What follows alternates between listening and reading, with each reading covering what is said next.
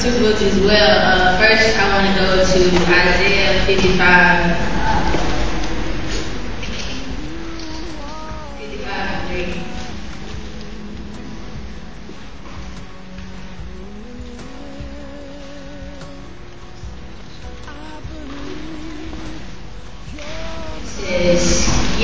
Give ear and come to me, hear me, that your soul may live, and I will make an everlasting covenant with you, my faithful love, promised to David. And I read, when I was studying, I read from another book, in another version, and it said, where it says faithful love, that version said unfailing love, and those words popped out to me, so I looked it up, and I broke it down. Unfailing means not falling short of expectation, completely dependable, and love means a profoundly tender, passionate affection for another person, or a feeling of warm, personal attachment.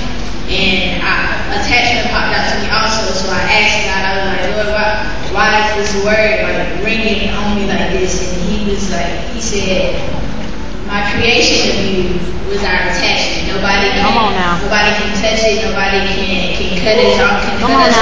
I always see you, always be attached to me, no matter how far you go. And so I want to go to Song of Solomon 8.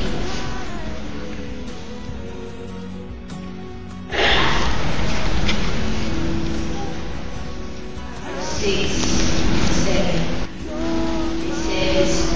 Place me like a seal over your heart, like a seal on your arm, for love is as strong as death, its jealousy unyielding as the grave, it burns like blazing fire, like a mighty flame, many waters cannot quench love, rivers cannot wash it away.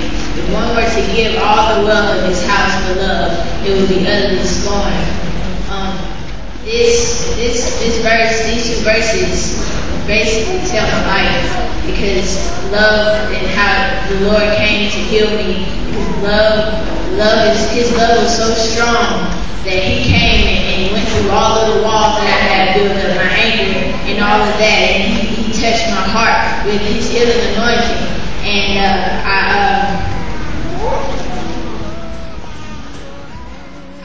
I went to a seminar where Dr. Capehart spoke, and she said this quote that stood out to me: your anointing isn't tied to your healing. You could be walking in your anointing, you could be laying hands on people and they've been healed and saved, but your anointing isn't tied to your healing. You're not healed fully just because you're anointed. And I had a lot of anger, walls built up so God can get in my heart. I was from like 9 to 12. I was being molested, and I got in a relationship when I was younger, where this guy told me, okay, I got your back. We cool. We good. I got you. You mine. And we broke up, and he was still saying the same thing. And I'm like, Lord, you got me, but we don't talk no more. And so he went to jail, and I was still writing him. And I didn't know that I didn't know that this relationship, or me talking to him and writing him, had such a hold on my life as it did. And so when I went to the seminar that night, I stopped writing him because I got healed for real. And I want to say, with healing comes love, because love will come through all those walls that you have built up inside, all those walls that you have built from your heart, and it'll come through and it'll soften all those walls so that healing can come through and touch your heart. And I was talking to God when I was studying for this, because I really didn't know how to say what I went through, because I had secrets and I really didn't know how to just say it. And when I was there at the seminar, he said, I was sitting there in my seat fighting back tears and everything. I'm sitting there like, okay, God, you're not talking to me. I'm a little angry today, so I'm not going to listen to you today. You just keep talking to everybody else in the room.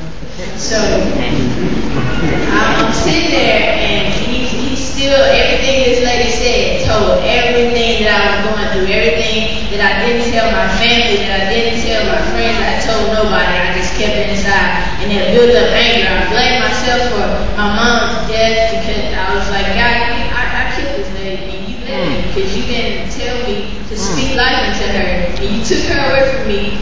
And he told me she wasn't yours, the first was. And so all this was playing in my head when I was at the seminar, and I was like, she said, Dr. Capehart said that things can't be healed until they're revealed. You can't be healed from anything so deep. Wherever you can't see it until you reveal it. And I'm sitting there like, God, okay, you know my heart. I'm not gonna say nothing. You know that I'm struggling with this, and that. Okay, I'm just gonna sit here and I'm gonna wait for some fire to come out of the air and you're gonna heal me. And I was like, he told me no. Until you reveal what you're hurting, until you reveal what those secrets to me, I know, but until you reveal them, you speak them out of your mouth, then you will not be healed. So I went to the altar, and I was there, I was standing there, and I started speaking everything, the molestation, the blaming myself for my mom's death, everything that I have been through. I was like, okay, God, here it is, and I'm sincere, I'm real with this right now. I really want to be healed. And right there on the spot, God healed my heart, He healed my wounds, and I'm not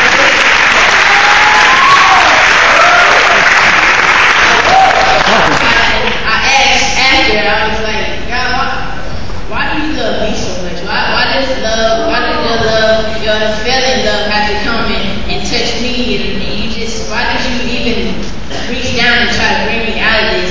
And he's like, I was like, why didn't it happen before? And he said, because I couldn't heal you. I can heal broken, but I can't heal broken and hardened. And my heart was hardened because I had walls.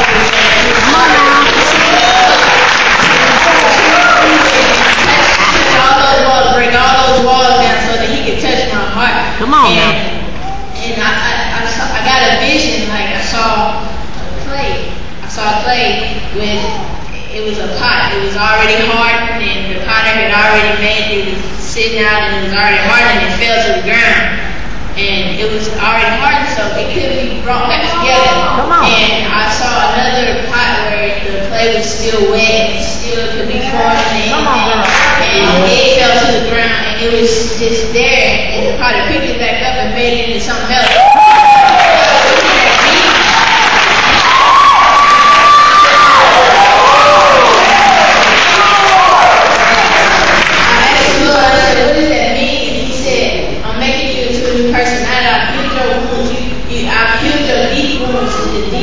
The deepest wounds of you, and I'm making you into a new person, and I'm allowing you to walk into what I've called you to be. I've told you who you are now, and now I want you to walk in it. And that day, ever since then, I've been the happiest person ever.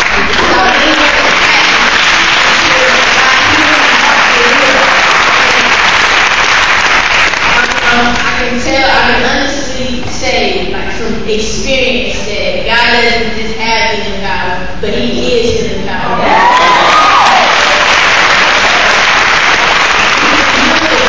He came with a broken heart, so I challenge you today to just let love tear down those walls so that God can touch your heart with His healing and His love, and you'll be the happy, you'll be just like me, you'll be happy because God's love is warm. It warms your heart, and you'll be happy, you'll be joyous, and you can feel like your eyes on your heart.